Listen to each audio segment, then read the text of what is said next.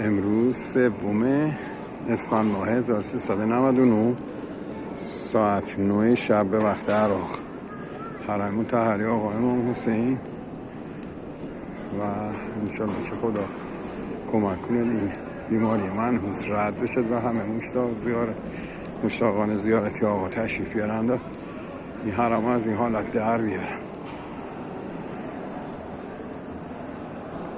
ایوان طلای آقا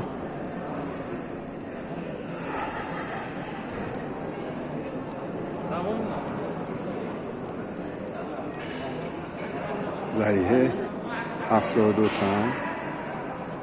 السلام عليكم. علیکم السلام حبیبی.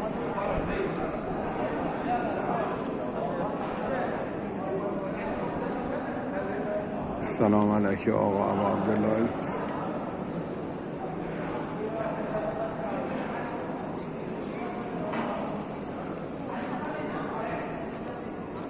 السلام علیکی آقا حبیب مظاهر و رحمت الله و برکاته. فتحگاه آقا امام حسین.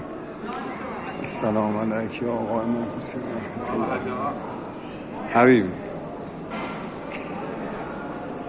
دارن ایراد میگیرن به فیلم برداری. قتلگاه طرف بعدی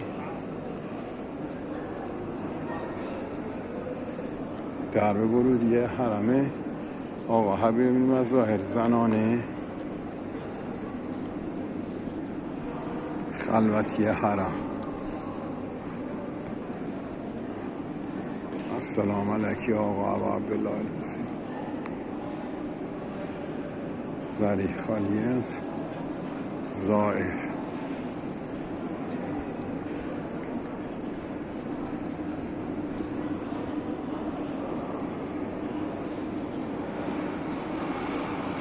در پای نقطه ورودی حرم مطهری آقا و ذریح مطهره. سلام علیکم.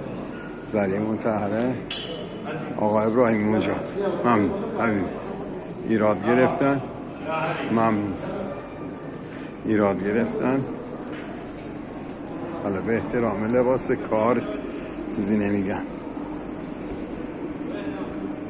این قسمت هم که هست محل کار ماست که امروز و دیروز شروع کردیم. سنگای اینجا را عوض کردیم به کمک حاج آقا و انشالله فردا بقیه‌اش هم انجام میدیم.